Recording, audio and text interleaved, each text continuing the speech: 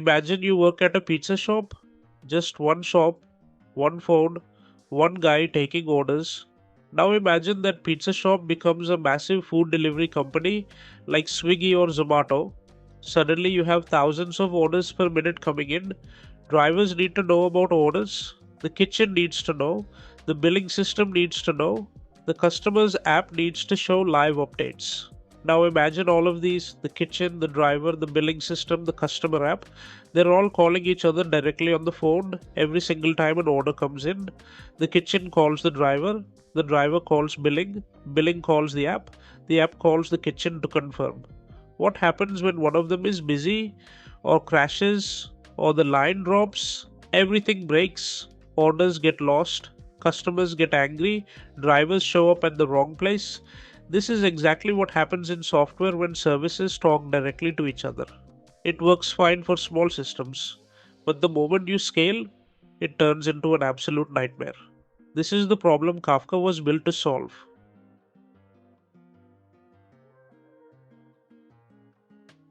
Okay, so what is Kafka? Kafka is basically a middleman, a very fast, very reliable middleman that sits between all your services. Instead of service A calling service B directly, service A just tells Kafka about it, and then service B, service C, service D, they all hear about it from Kafka in their own time. Let me use a real life example you'll instantly understand. Think about YouTube notifications. When your favorite YouTuber uploads a video, YouTube doesn't personally call each of your devices one by one. That would be insane. Instead, YouTube publishes one event, new video uploaded, and every device, every app, every email service picks that up and acts on it independently. Kafka works exactly like that notification system, but for software services inside a company. Now let me give you a real production example. Think about Swiggy or Zomato or any food delivery app you use. The moment you tap place order on your phone, a lot of things need to happen at the exact same time. The restaurant needs to know about your order. The nearest delivery driver needs to be assigned. Your payment needs to be processed. Your app needs to show order confirmed. The analytics team needs to record this order for their reports. Without Kafka, each of these systems would call each other directly. If the payment system is slow, the restaurant has to wait. If the driver assignment service crashes, the whole order fails. With Kafka, the moment you tap place order, one single event is published to Kafka. That's it. Now the restaurant reads it from Kafka. The driver service reads it from Kafka. The payment system reads it from Kafka. The analytics system reads it from Kafka. All of them working at the same time, none of them waiting for each other, none of them crashing each other. Your order goes through in under a second, even when millions of other people are ordering at the same time. That is Kafka.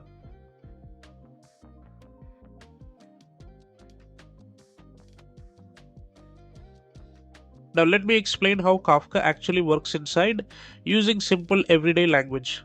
There are 4 pieces. Just 4. Let's go through each one. Piece 1. The topic. A topic is just a category, like a WhatsApp group, but for messages between software systems. You might have a topic called deployments. Every time a developer pushes new code to production, a message goes into that topic. Another topic called alerts. Every time a server has high CPU usage, a message goes in there. Piece 2. The producer. A producer is simply anything that sends a message to Kafka. Your food delivery app sends an order message. That app is a producer. Your server detects high CPU and sends an alert. That server is a producer. Your Jenkins build system finishes a deployment and announces it. Jenkins is a producer. Producers don't care who reads their messages. They just write and move on. Like someone posting in a WhatsApp group, they post it and get on with their day. They don't wait to see who reads it. Piece 3. The consumer. A consumer is anything that reads messages from Kafka. The restaurant app reading new orders, it's a consumer. The Grafana dashboard reading server alerts, consumer. The Slack bot that sends you a message when a deployment happens, consumer. Here's the beautiful part. Multiple consumers can read the same message. Just like how in a WhatsApp group, everyone in the group sees the same message. The restaurant reads the order, the driver app reads the order, the billing system reads the order, all from the same message in Kafka. Piece 4, the broker. A broker is just a Kafka server, the computer that actually stores and manages all the messages. In real production systems, you don't run just one broker, you run 3 or more. This way, if one server crashes, the other two keep everything running. Think of it like having 3 copies of an important document stored in 3 different safes. Even if 2 safes get destroyed, your document is safe in the third one.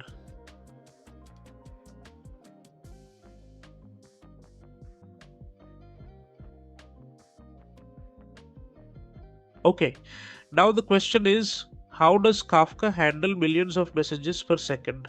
Why doesn't it just get overwhelmed? The answer is partitions. Let me use a simple example. Imagine a supermarket. If there is only one checkout counter, everyone queues in one line. Slow, bottleneck.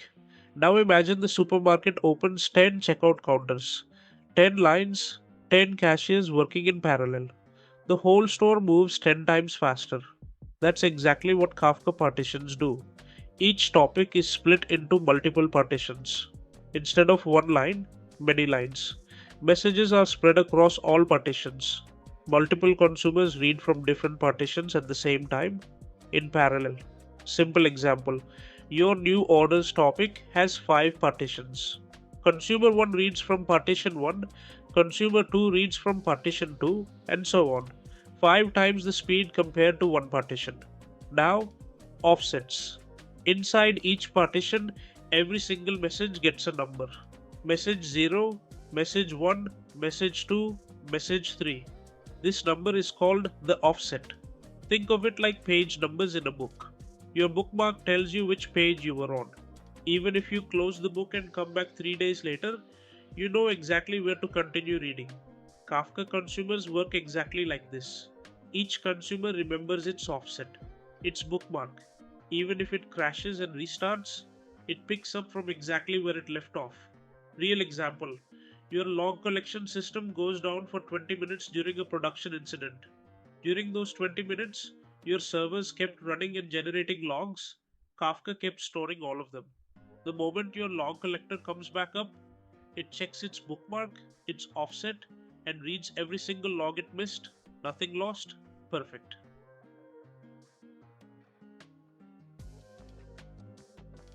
Here's a question. What if the Kafka server itself crashes? Don't you lose all the messages stored on it? No, because of replication. Simple explanation. Kafka automatically keeps copies of every message on multiple servers. Think of it like Google Drive. When you save a file, Google doesn't just save it on one hard drive. It saves it on 3 or 4 different drives in different locations. If one drive dies, your file is safe on the others. Kafka does the same thing with messages. For every partition, there is one leader, the main copy, and multiple followers, the backup copies, on different servers. All messages go to the leader. The followers silently copy everything.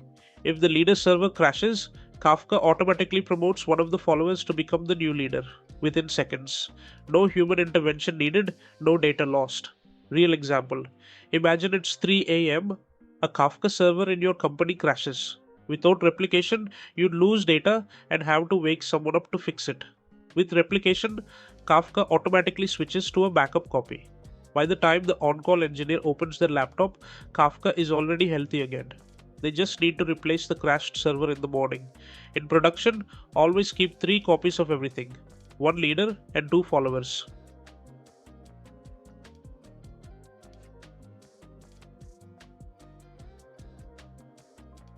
Now let's talk about ZooKeeper. You've got Kafka running with multiple servers, maybe 5 Kafka servers, handling thousands of topics and millions of messages. But here's the problem. How does each Kafka server know what the other servers are doing? How does Kafka decide which server is in charge of which topic? How does Kafka know when a server has crashed? They need a manager, someone keeping track of everything, making decisions, and telling everyone what to do. That manager is ZooKeeper. Let me explain with a simple analogy. Imagine a large hospital with many doctors. Each doctor is busy treating patients, but someone needs to manage the whole hospital. Who's on shift? Which doctor covers which ward? What happens when a doctor calls in sick? That's the hospital administrator. They don't treat patients themselves, they just keep everything organized and running. ZooKeeper is the hospital administrator of your Kafka cluster. ZooKeeper keeps track of which Kafka servers are currently alive, which server is the leader, for which partition, what topics exist, and how they're configured. When a Kafka server crashes, ZooKeeper is the first to notice. It then tells the rest of the cluster, hey, server 3 is gone, someone else needs to take over its responsibilities. And the cluster reorganizes itself. Real example, you have 3 Kafka servers. Server 2 runs out of memory and crashes at midnight. ZooKeeper detects within seconds that server 2 stopped responding. It triggers a new leader election for all the partitions that server 2 was managing. Server 1 and server 3 pick up those responsibilities. Everything keeps running. Your team wakes up to a Slack alert, not an outage. That automatic recovery, that's ZooKeeper making it happen.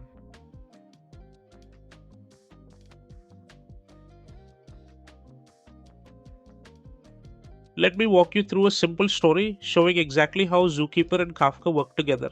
It's Monday morning. Your DevOps team starts up the Kafka cluster. Server 1 boots up. First thing it does, it introduces itself to ZooKeeper. Hi, I'm Server 1, I'm online. Server 2 boots up. Same thing. Hi, I'm Server 2. Server 3 boots up. Hi, I'm Server 3. ZooKeeper now has a list of all 3 servers. It picks one of them, let's say server 1, to be the controller. The controller is the team lead of the Kafka cluster. It decides which server handles which partition, which server is the leader. Every few seconds, each Kafka server sends a small I'm still alive signal to ZooKeeper, like a heartbeat. Now, at 2 AM, server 2's hard drive fails. Its heartbeat stops. ZooKeeper waits a few seconds. No heartbeat. It declares server 2 dead. ZooKeeper tells the controller, server 2 is gone. The controller looks at everything server 2 was responsible for. It reassigns all of server 2's partitions to server 1 and server 3. New leaders are elected for those partitions. All producers and consumers automatically reconnect to the new leaders. By 2:01 AM, the cluster is fully healthy. 1 minute later. That is the superpower of ZooKeeper and Kafka working together.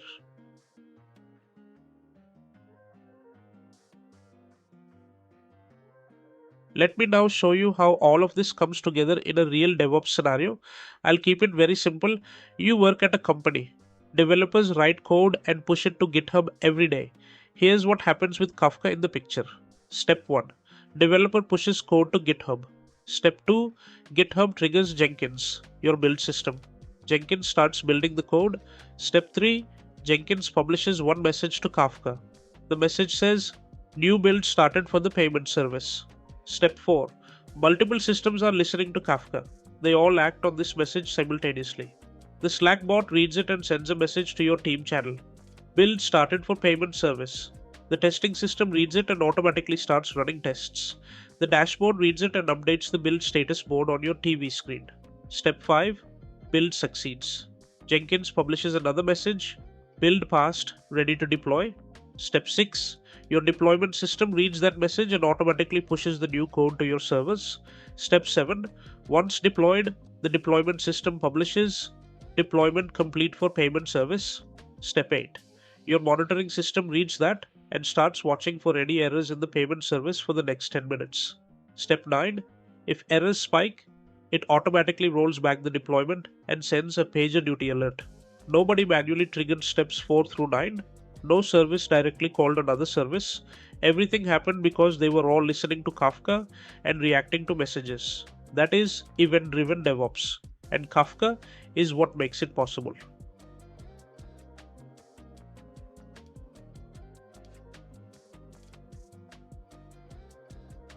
Let me give you the practical tips that matter when you're running Kafka in real production. Always run at least 3 Kafka servers. Never run Kafka on a single server in production. If that one server dies, everything stops. With 3 servers, one can die and everything keeps running. Always keep 3 copies of your data.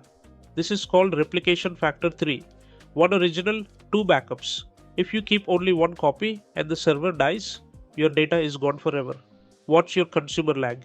Remember the offset, the bookmark? Consumer lag is how far behind a consumer is from the latest messages. If your consumer lag is growing, it means your consumer is falling behind and can't keep up with the incoming messages. This is an early warning sign of a problem. Real example, a company's fraud detection system had growing consumer lag for days. Nobody noticed. By the time they caught it, their fraud detector was processing transactions 6 hours late. Real-time fraud detection running 6 hours behind is useless. A simple alert on consumer lag would have caught this on day 1. Set message retention based on your needs. Kafka keeps messages for a configurable amount of time. For log data, maybe keep 7 days. For real-time metrics, maybe 24 hours. For compliance records, keep them much longer using external storage. Secure your Kafka cluster. Not every service in your company should be able to read every topic. Your front-end web app doesn't need access to your internal HR data topic. Set up proper access controls.